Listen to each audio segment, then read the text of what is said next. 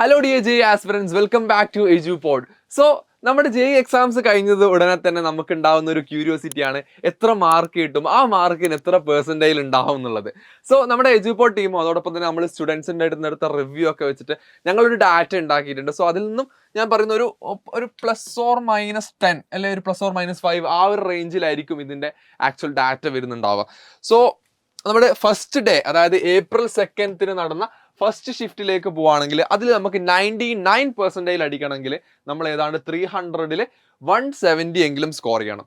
പിന്നെ 97%ലേക്ക് പോവുകയാണെങ്കിൽ 133-യും 95% നമുക്ക് കിട്ടണമെങ്കിൽ 107-ഉം സ്കോർ ചെയ്യണം. ഇതൊരു ഈസി ടു മോഡറേറ്റ് എക്സാം ആയിരുന്നു actually first shift first day എന്ന് പറയുന്നത്.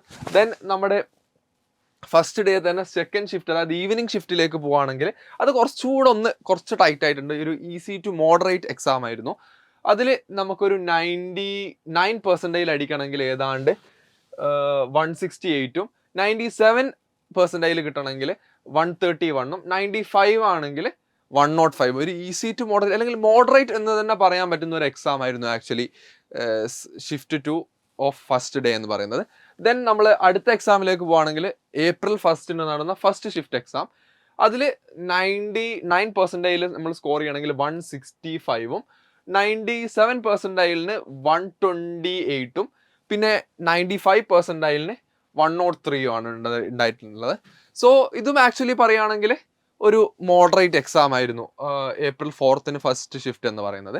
പിന്നെ നമ്മുടെ April 4 സെക്കൻഡ് ഷിഫ്റ്റ്, ആ ഡേ തന്നെ നടന്ന ഈവനിങ് ഷിഫ്റ്റിലേക്ക് പോവുകയാണെങ്കിൽ 99% അടിക്കാൻ ഏതാണ്ട് 175-ഉം പിന്നെ 97%-ന് 138-ഉം 95%-ന് 113-യും ആണ് വേണ്ടി വന്നിട്ടുള്ളത്. സോ ഈ ഒരു എക്സാമിലേക്ക് നമുക്ക് ഏതാണ്ട് നല്ല മാർക്കിൽ ഹൈക്ക് വന്നതായിട്ടാണ്. ഇതൊരു ആക്ച്വലി ഒരു ഈസി ഷിഫ്റ്റ് ആയിരുന്നു കമ്പയറിങ് ടു ദി അതേഴ്സ്. പിന്നെ the next exam is April 5 നടന്നിട്ടുള്ള ഫസ്റ്റ് ഷിഫ്റ്റ് ആയിരുന്നു. അതിന് 99% നമ്മൾ സ്കോർ ചെയ്യണമെങ്കിൽ 178 മാർക്കും 97%-ന് 141-ഉം 95%-ന് 115-ഉം ആണ് വേണ്ടി വന്നിട്ടുള്ളത്. സോ ഈ ഒരു എക്സാം ആക്ച്വലി കുറച്ചുകൂടെ ഈസി എക്സാം ആയിരുന്നു. പിന്നെ ദി നെക്സ്റ്റ് എക്സാമിലേക്ക് പോവുകയാണെങ്കിൽ April 5 ഷിഫ്റ്റ് 2, അതായത് 5-ൽ നടന്നിട്ടുള്ള ഈവനിങ് ഷിഫ്റ്റിലുള്ള എക്സാം, അതും ആക്ച്വലി ഒരു ഈസി ടു മോഡറേറ്റ് എക്സാം ആയിരുന്നു. അതിൽ 99%-ന് നമുക്ക് ഏതാണ്ട് ഒരു 170 മാർക്ക് സ്കോർ ചെയ്താൽ മതിയായിരുന്നു. ആൻഡ് 97%-ലേക്ക് പോവുകയാണെങ്കിൽ 133-യും 95%-ലേക്ക് പോവുകയാണെങ്കിൽ 107-ഉം ആണ് വേണ്ടി വന്നിട്ടുള്ളത്. ദെൻ ദി നെക്സ്റ്റ് ഡേ, അതായത് April 6 നടന്നിട്ടുള്ള ഷിഫ്റ്റ് 1, ഇത് ആക്ച്വലി ഒരു മോഡറേറ്റ് ടു ഡിഫിക്കൽട്ട് പേപ്പർ ആയിരുന്നു. ആക്ച്വലി ഞാൻ ഈ വർഷം കണ്ടതിൽ വെച്ച് അത്യാവശ്യം കുറച്ചുകൂടെ നമുക്ക് കിട്ടിയതൊക്കെ മെമ്മറി ബേസ്ഡ് ക്വസ്റ്റ്യൻസും സാധനങ്ങളൊക്കെ വെച്ചിട്ടാട്ടോ ഞങ്ങൾ സംസാരിക്കുന്നത്. സോ അതിൽ അത്യാവശ്യം ഒരു ടഫസ്റ്റ് ആയിട്ടുള്ള ഒരു മോഡറേറ്റ് ടു ഡിഫിക്കൽട്ട് എന്ന് പറയാവുന്ന ഒരു പേപ്പർ ആയിരുന്നു ആക്ച്വലി April 6 നടന്നിട്ടുള്ള ഫസ്റ്റ് ഷിഫ്റ്റ് എന്ന് പറയുന്നത്.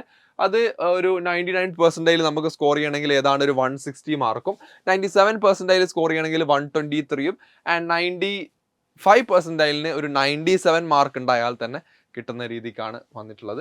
ദെൻ April 6 ഷിഫ്റ്റ് 2-ലേക്ക് പോവുകയാണെങ്കിലും ഒരു മോഡറേറ്റ് അല്ലെങ്കിൽ ഈ ഒരു മോഡറേറ്റ് ലെവൽ ഓഫ് ക്വസ്റ്റ്യൻ തന്നെയായിരുന്നു അതിൽ വന്നിട്ടുള്ളത്.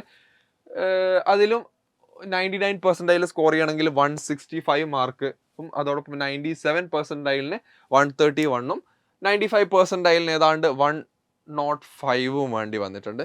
സോ ഇത് April 6 നടന്നിട്ടുള്ള എക്സാമുകൾ രണ്ടും, ഒന്ന് ഒരു മോഡറേറ്റ് ടു ഡിഫിക്കൽട്ടും മറ്റൊന്ന് ഒരു മോഡറേറ്റ് ലെവൽ ഓഫ് എക്സാമും ആയിരുന്നു.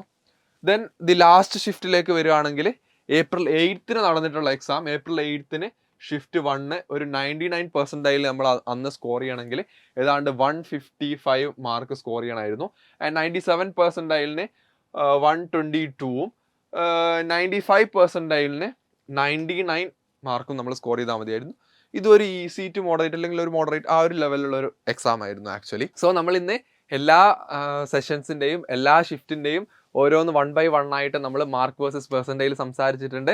സോ നിങ്ങളൊരു പക്ഷേ ചിലപ്പോൾ വിചാരിച്ചത്ര ഈസി ആയിക്കൊള്ളണമെന്നില്ല. ഒരു പക്ഷേ നമ്മൾ April 6 നടന്ന എക്സാം ആണെങ്കിൽ ചിലപ്പോൾ നിങ്ങൾ വിചാരിച്ചത്ര ഈസി ആയിട്ട് നിങ്ങൾക്ക് പേപ്പർ കിട്ടിയിട്ടുണ്ടാവില്ല. സോ അതിലൊന്നും പാനിക് ആവണ്ട, റിസൾട്ട് വരുന്നവരെ വെയിറ്റ് ചെയ്യുക. So all the best.